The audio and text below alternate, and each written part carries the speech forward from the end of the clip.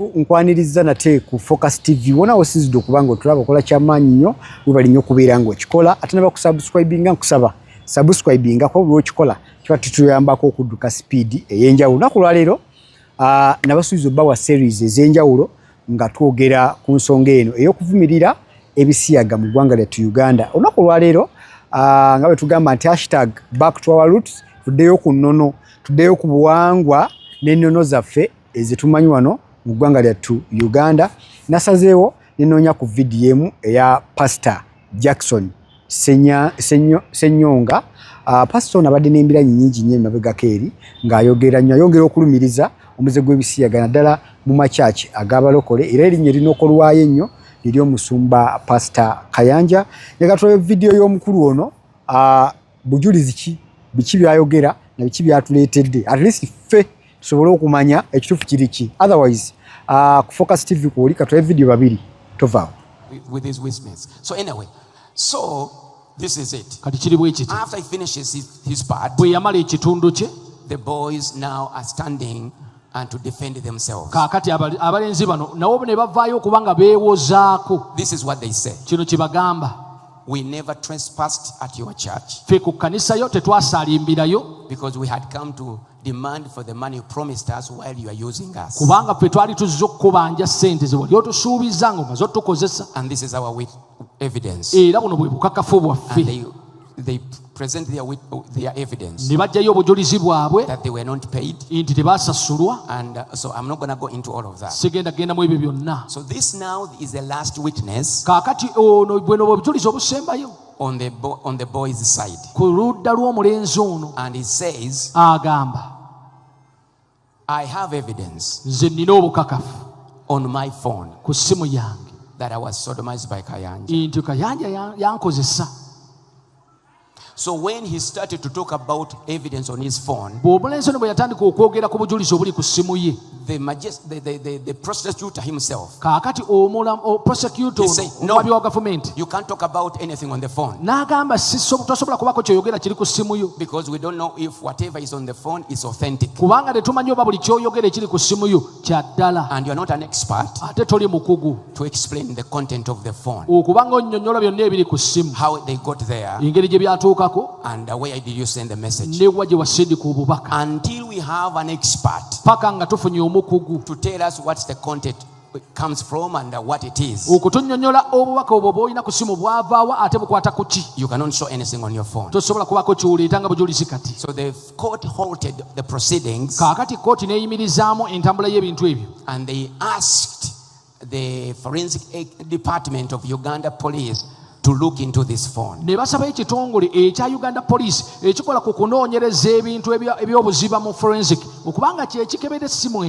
what fact, so you are not misled? And I'm not preempting the court proceedings because I'm talking about what has already happened.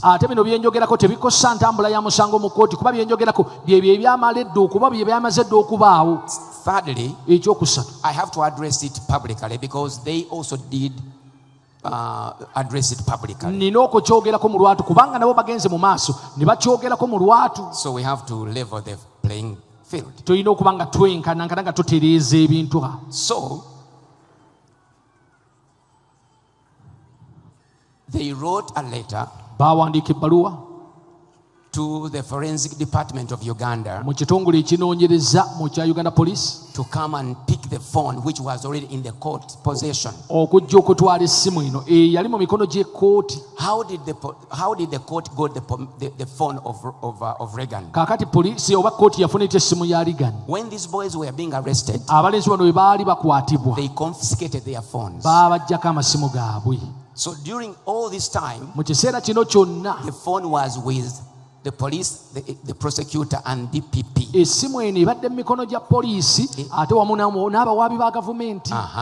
So the DPP, which is the prosecution, they handed the phone in the hands of the court. Now remember, the kids were arrested very fast. The phones were taken away from them. They had no opportunity of trying to put anything or manipulate the phones and include some things there. So what happened? Sir, the one who is recording, please don't record. Don't record Sebo. Can somebody help him? Go and help him. You shouldn't record. If you want, I want us to give, you will give you a copy. We'll give you a copy. So we know it's official. People know how to cut out these things. So this is what happened. When the phone was ready to be picked up, it was the forensic department that came and picked the phone from the court. The director of the forensic,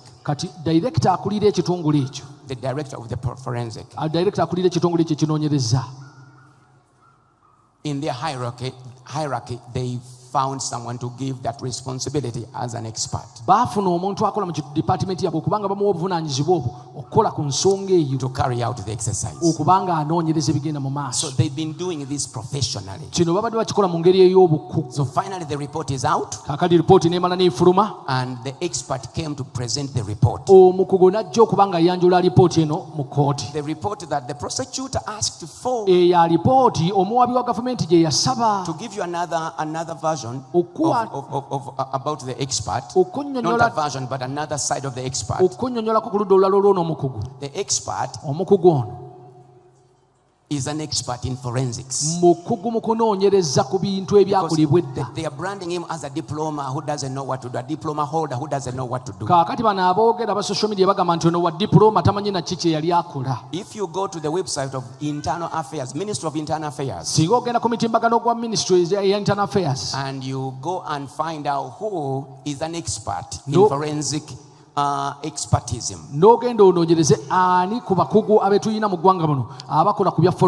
The man who is in court today, his name is there and stamped and authorized, authenticated by the Ministry of Internal Affairs to be an expert for forensic. So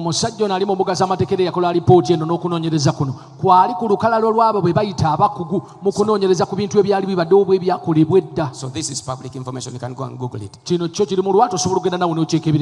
Now, the man is an expert to the point that he has been responsible even in high level profile cases more than what he's working on now. For example, he is the forensic expert in the case going on in the murder case of Katanga.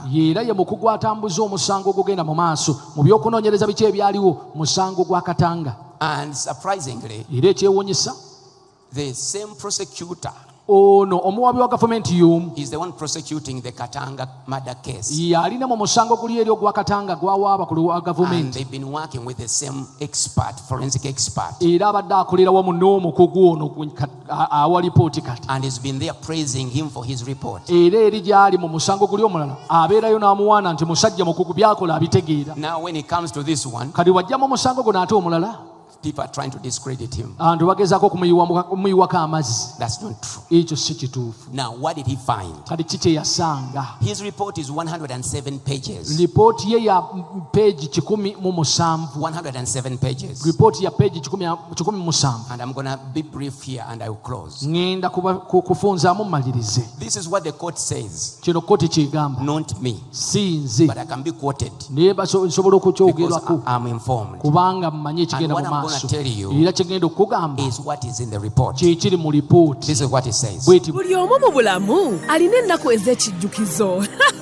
Kati nno Focus TV yange bazza okufuula ennaku zo ez'ebyafaayo bakwata vidiyo n'okkuba ebifaananyi ku mikolo gamba ng'okwanjula embaga graduations okukyala bano nno tebakoma okwo aba focus group yange bakuguka mu kutimba bakola keeki wamu ne juice omuwoomu nga kuno bagattako okukola graphics ne branding ow'ekitongole kampuni oba bizinensi yo era basange ku kitebe kyabwe ekikulu e Kampala ku Jesco Plaza oba basange ku ofisi zaabwe awo ku Focus House Mutuba ne ku ofisi zaabwe empya ekiboga mu Town Council ku 2nd Street okuliraana Smarton Hotel. Ebisingawo bakubire ku simu zaabwe 0757 133 162 oba 0789 020 gwali ku Facebook ne Instagram kebera Focus Group yange ate ku YouTube beba Focus TV yange igamba not the whole 107 pages, but the part I'm going to discuss. He brings in the name and the phone number of Pastor Kayanja. He reads the number and he confirms that even this number is in the name of Pastor Kayanja. And it brings the other name of Regan. And he confirms it's the name of Regan Sentongo. And then he says it is authentic, it's approved, it is true. There was communication between Kayanja and Regan to Kayanja. Waliwo empuliziganya yali wakati wa Kayanja n'omulenzi ono Regan era n'obubaka obulala obwavanga wa Regan ne bujje wa Kayanja. And some of it were phone calls. Bumu ku mpuliziganya eno yali mu ngeri yakubibwa amasimu. Others were WhatsApp messages. Ate endala empuliziganya bwali bubaka bulala obwa kusimu obwa WhatsApp. Others were pictures. Ebirala nga bifaananyi. Others were video clips. Ebirala bigabanibwa bwe butambi bwa video. That's what he confirms. Ekyo omukugu akikakasa. You have heard Pastor Kayanja say mwawulidde ku musumba Kayanja gagamba that the court pronounced itself that the report wasn't good, or the court did something to discredit the report.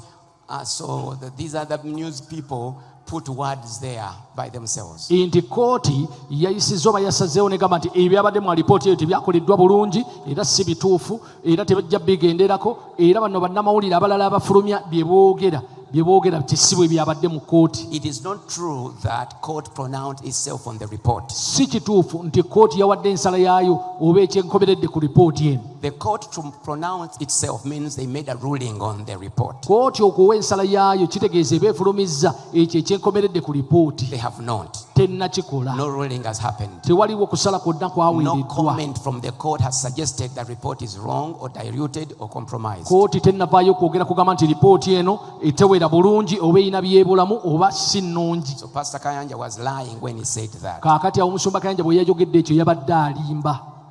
Channel 44 said, Channel 44 yagamba, the Luganda News, amawulire gaabwe ag'Oluganda, that when these pictures and messages were played in the court, nti ebifaananyi bino n'obubaka buno bwe byabadde bizannyibwa mu kooti, it was found out tekyazuuliddwa that the pictures were AI generated. Nti ebifaananyi ebyabaddeko byabadde bya AI.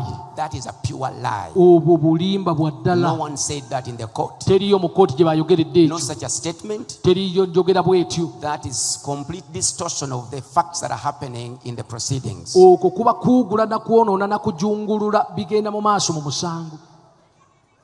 Channel 44 said in the English newspaper, news bulletin, mu mawulire ag'Oluzungu era Channel 44 ne lyogera nti that the expert failed to authenticate his own report and the phone data and all of that. Nti omukugu yalemereddwa okukakasa nti lipooti gy'aleese n'ebigirimu byonna bwe butuufu bwabyo. That's complete lie. Ekyo nakyo bulimba bwa ddala. Lie from the core. Bulimba okuva ku ntobo. The expert confirmed his report was authentic. Omukugu yakakasa nti lipooti gy'aleese ya ddala. And no one just said no or otherwise. And this is just starting. There have not been any ruling to suggest otherwise. So let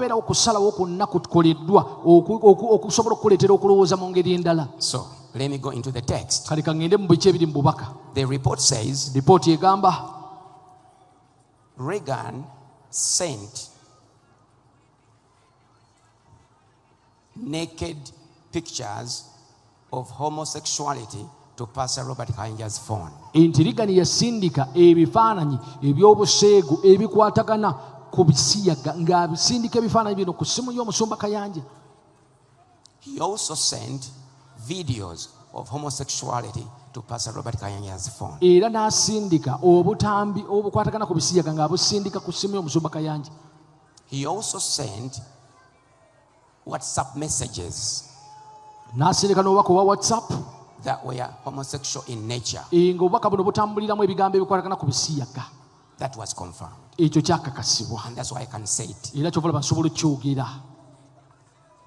Then it says, the report says, era lipooti n'egamba from Pastor Kayanja to Reagan, okuva eri omusumba Kayanja okugenda eri Reagan, there were phone calls made kwaliko amasimu agakubibwa from Kayanja to Reagan. okuva eri musumba Kayanja n'okugenda eri Reagan. There were video calls made, waaliwo video call ezakubibwa but they couldn't be opened nga tezisobola kuggulwawo ezo because they were deleted. kubanga zaali zisanguddwamu. But there were two phone calls ne waliwo essimu bbiri that Pastor Kayanja made to Reagan. omusumba Kayanja ze yakubira Reagan. Those phone calls were recorded essimu ezo zaalikodingibwa and they were authenticized era ne zikakasibwa and they were approved ne zikakasibwa nti that they ntuufu came from Pastor Kayanja's phone tezaava ku ssimu y'omusumba Kayanja to Reagan's number. ne zigenda ku namba ya Reagan. And the recording Era ne recording shows that this was in between these two lines. eraga nti zino empuliziganya yali wakati wa layini zino ebbiri. Those two phone calls essimu ezo ebbiri that Kayanja made, omusumba Kayanja ze yakola, he mentioned things about homosexuality yayogereramu ebigambo ebikwatagana ku bisiyaga and acts of homosexuality. n'ebikolwa ebitambulirako ebisiyaga. Ladies and gentlemen, bassebo ne bannyabo, I am not here to tarnish anyone's name. siri wano kwonoona linnya lya muntu yenna. These are the things I told you about. Bino bye bintu bye nabagambako. We wanted to iron these out way before these things. Bino twali twagala tubigonjole nga tetunnatuuka n'eno. I wrote a letter to Pastor Robert Ne mpandiika ebbaluwa eri omusumba Robert asking that we could meet ne musaba tusisinkane because these children are coming up. kubanga abaana bano bagolokose bavaayo. And I told him, Ne mugamba I don't believe in these boys, nze abaana bano sibakkiririzamu bye but baŋŋamba, we should meet naye tusisinkane so that we can mitigate and see how we can protect you when these people still come up. tulabe engeri gye tusobola okukwasaganyamu kino, tulabe n'engeri abaana bano bwe bweyongera okugolokoka tusobola kukola tutya. When he did not respond, bw'ataayanukula I took two pastors ne nkwata abasumba balala babiri and a government representative n'akiikirira gavumenti and we asked him to come. ne tumusaba jje. He refused to meet me Yagaana okunsisinkana and I let it there. ne nkikomyawo I'm not God. kuba siri Katonda, I left it there. ne nkireka So awo. when these children knew no one was helping them, Abaana bano bwe baategeera nti teri abayamba, they took their issues ensonga zaabwe ne bazitwala to the law eri mu mateeka and to pursue justice. okusobola okuba nga banoonya obwenkanya. To give you a background, Okuzzaako emabega, this is not the first time Pastor Robert Kayanja is being accused. guno si gwe mulundi ogusoose omusumba Kayanja okuba nga awaabirwa. There have been several. Gibadde giwerako, But the last time that this happened, naye omulundi ogwasembayo kino okubaawo, I personally nze kennyini allowed him to come on top radio namukkiriza okujja ku top radio to defend himself. okuba nga yeewolereza. We gave him free air. Twamuwa empewo ya bwereere. He came here several times Yajja wano emirundi egiwerako and defended himself. n'aba nga atereeza ebyali byogerwa. Had I heard those rumors before Nali mpuliddeko eŋŋamba ezo emabega I let him come? we namukkiririza okujja? Yes. Weewaawo, But I believe naye nakkiriza I preached the God of grace. nti nabulira Katonda ow'ekisa, mbuulira Katonda ow'ekisa, And I knew maybe this was an issue between him and his God. So, let him come. nga nkimanyi nti obusanga ensonga eri wakati we ne Katonda we, kandi nga kajje Let him come. kajje. So if I am a bad person, Si bwe mba nga ndi muntu mubi, why would I let him come on TV, on radio? lwaki nali musobola omukkiriza okujja ku rediyo ku? Even when other pastors ask me, why could you allow that? N'abasumba abalala bwe bambuuza naye osobola otya okukkiriza ekintu bwe kityo okubaawo. I let him come. Namukkiriza ajje. Defend himself. Okusobola okubanga ayogera kutereza ebintu. Okubanga akunga abasumba. Okukuyita enkuŋŋaana. And explain to them. N'okubannyonnyola. So I am not against him. Nze simuyinaako kizibu kyonna. But this time around, ne ku mulundi guno gwe, when there was a whole lot coming up, bwe waaliyo bingi ebisibuseeyo, I told you what I did. nakubulira kye nakola. And when he didn't respond, bw'ataayanukula, these kids have gone now everywhere. abaana bano bagenze buli wamu. So why is he talking about me as if I'm the propagator of this? Kaakati lwaki yeesibako nze nga nze ali emabega w'ekintu kino okukyongerayo? Exactly what he did last time. Ekyo kye yakolera ddala omulundi ogwasembayo. They avoid issues to be between them and the boys. Kaakati bo bagezaako okwewaala ensonga zino okuba nti ziri wakati waabwe n'abalenzi bano. They don't want that. Tebaagala ekyo kuwulikika. Why? Because that will cause a direct explanation of why this would happen, Kubanga or why these pictures will be there, or why are they choosing you. Kino kibaleetera okuba nga be bateekeddwa okuba nga bannyonnyola obutereevu lwaki erinnya lye lirabikira mu kino. Abaana bano n'ebifaananyi bye mugabana biva ku ki? So in order to divert from that, kati okusobola okuwugula okuva ku kuddamu ebibuuzo ebyo, he changes the conversation. akyusa ebyogerwa. So he's not now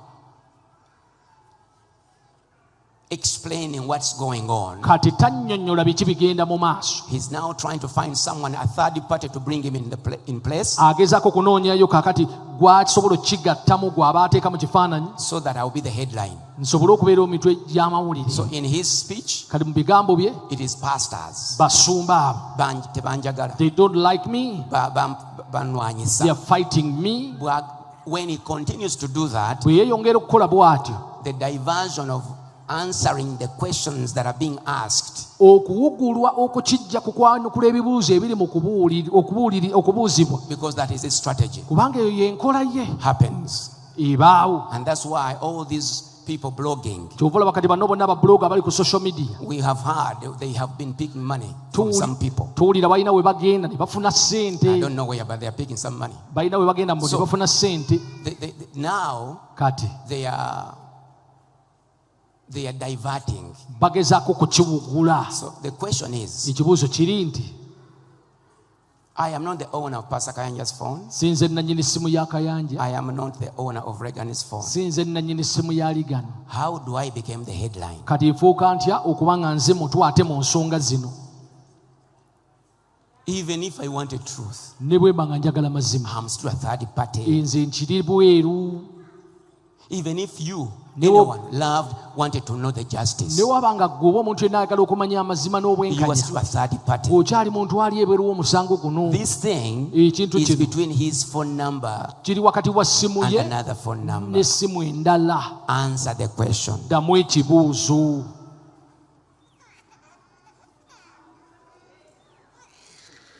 Answer the question. Ekibuuzo ky'oba oddamu. Ebifaananyi ne vidiyo ez'obukaba zikola ki ku ssimu y'omusumba? What are pornographic images or homosexual videos and messages doing on a pastor's phone? Ate ng'omwana y'omu agamba tiwamukozesa. And it is the same young man saying and claiming that you used him. Bye boddamu yita ne press conference obinnyonnyole. Those are the answers you should be providing anywhere you are speaking. Tokosa Pastor Ssenyonga nga ekiiso ky'embuzi kiremererwa okutunuulirwa agisse ne kitunuulira omubaazi. Don't use Pastor Ssenyonga as a diversionary route for you. So, in their panic, kati mu kubanga bapakuka, they are suing everyone. batandise okubanga buli omu bamuwaabira. There are people, I don't know if he's the one doing it or other people they are doing it. Simanyi oba yakikola oba abantu balala bakikola. But they are threatening people. Ne batiisatiisa abantu. They are doing a lot. Bakola bingi. I am not going to be threatened. Nze temujja kuntiisatiisa. I am not into your things. Siri mu bintu byo. You are making me do this. Gw'ondeetera okukola kino. If you did not go out there and talk about this publicly, I wouldn't be talking about it now. Singa tewagenda n'otandika kwogera ku kino mu lwatu, sandibadde nga nkyogerako kati. And church, era kanisa, everything you have heard buli kyonna kye muwulira is truth. Ge mazima From the report. okuva mu lipooti eyo. according to the report, okusinziira ku report, not according to me, so okusinziira ku nze, according to the report. njogera okusinziira ku report. And there will be more things. Era wajja kubayo n'ebintu ebirala, There will be more things. wajja kubayo n'ebirala ebijja. So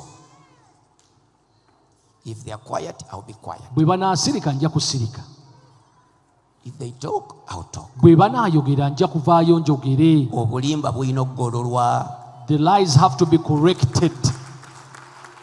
Obwo obugalo bw'okubye tebuliiyo, obulimba bulina okugololwa. The lies have to be corrected. So I want you to pray, Njagala osabe, because at the end of the day, kubanga yonna gye kiggweera, no one gains anything, teri n'omu afunamu mu kintu kyonna. because I don't have an end result Kubanga nze sirina kye njagala of kibenga somebody being harmed by this, nti omuntu akomekerezebwe nga akoseddwa mu kino, except the report, except the truth. okuggyako amazima. We're not hurting anyone's ministry, Tetulina buweereza bwa muntu bwe tuli mu kukosa, but naye loving truth okwagala amazima is biblical. kya Bayibuli.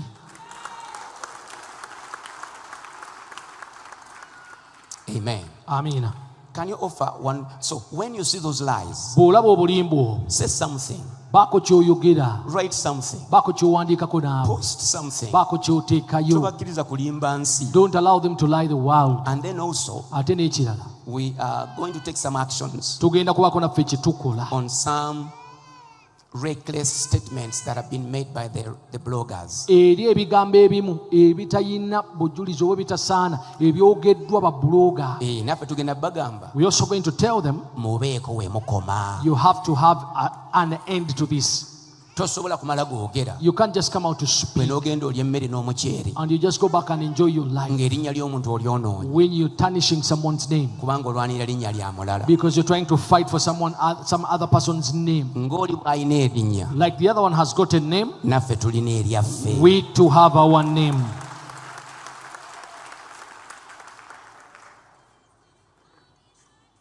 Like I mentioned before, Nga bwe nali mbagambyeko, if the court goes through kooti bw'eyitamu and they find out that Pastor Robert is not liable, ne bakizuula nti omusumba Kayanja talina musango mu kino, I'll be the first one nze nja okusooka to congratulate him okumuyozaayoza and to say thank God, n'okugamba twebaza Katonda truth is now finally out. ti amazima gamaze ne gavaayo. Siina kasajja ku mutima. I don't have any ill intentions or anything bad. Sandi muwadde radio neyennyonnyolako. I wouldn't have given him airspace on the radio to explain. Sandi wandiise ebbaluwa tusisinkane. I wouldn't have written a letter asking him to meet. Sandi sabye bakulembeze tusisinkane twogere ensonga zino mu kyama. I wouldn't have asked for the leaders to go and we meet him so that we can talk about it. Sikyawa musumba. I don't hate the pastor. Bayibuli egamba The Bible says, tonenyanga omukadde yenna never condemn any okuggyako elder nga olina obujulizi waakiri bw'abantu babiri. unless you have witnesses or evidence of two people.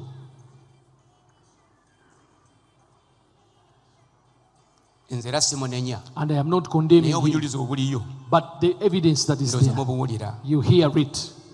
Bayibuli neegamba And also the Bible says owooluganda bw'akola ekintu oba olina ensonga n'omuntu, that if you have an issue with the brethren, bayibuli etuwa conflict resolution. Bayibuli etuwa engeri y'okugonjoolamu obutakkaanya. Mutuukirire Go to them bw'oba olina ensonga ne munno. if you have an issue with a fellow person. Bw'agaana If they refuse, mutwaleyo owookubiri, take a second person with you. Bw'agaana, When they refuse, mutwaleyo owookusatu, take the third with kubanga you. obujulizi oba babiri oba basatu Because our testimony of 2 or 3 bukokasibwa. is confirmed. Bw'agaana When they refuse, mutwale ng'ow'amawanga era genda public. take them as the heathen and go public. Nze nakoze ebya bayibuli, I did what the Bible says. nze nakoze ebya bayibuli. I did what the Bible Nakuba says. essimu I made the phone call, ne batagikwata, didn't pick it up, ne mpandika ebbaluwa wrote the letters, ne batagiddamu, never ne replied, mpandika ey'okubiri wrote the second one, ne nteekako n'abalala and put others, copied in ne others, tatusinkana. never met us. Nze ndi wa ddembe I am now free okugamba nti siina kasajja ku mutima, mpeereza Katonda n'amazima ge njagala mu linnya lya to Yesu. say I have no ill intentions or purposes. I am only serving God and I love the truth. So whatever you hear there, Buli ky'owulira eyo, that is their thing. ekyo kintu Ago kyabwe. ge mazima. That is the truth. My recommendation, Nkuweerera amagezi, each one of you should go to court. buli sekino mukuume gendako mu kkooti. Singa waliyo, If you were there, singa tebakulimba. they will not be lying to you. Easy. Kyangu. Look at these 40 people blogging. Gwetonuli abantu bana makumi balinga 40 abali ku social media. Bonna banna Uganda. They are all Ugandans. Lwaki tokwata akasimu kako ko bloggingirako? Why don't you get your phone that you're blogging on? N'otuula mu kooti. And go sit in the court. N'owandiika bye boogera. And write what they're saying. Singa bonna baaliyo. If they were all there, bandigambye oyo yali abagamba okwogera ebyo. They will be telling the one that is telling them to say this. Naye ekyo nga tekyaliyo. But this did never happen. Even that never happened. Kati mwe ba blogger. Now you the bloggers. Next time the court is there. Court reddamu okutuula. Genda otuule. Go and be part. Owulirize. And listen. Kooti ya bwereere. It is free to enter court. Eri mu Kampala. And it is in Kampala. Ku Mwanga tu egindi wani. Mengo here. Mengo. It's just Mwanga tu in Mengo. Just take your day off instead of just speaking aimlessly. So I've issued the warning. So when you see that Pastor Senyonga has taken action, you will know. I cannot fight for myself as Senyonga. You see my muscles are not so strong. Kusubscribinga ku Focus TV yani bingi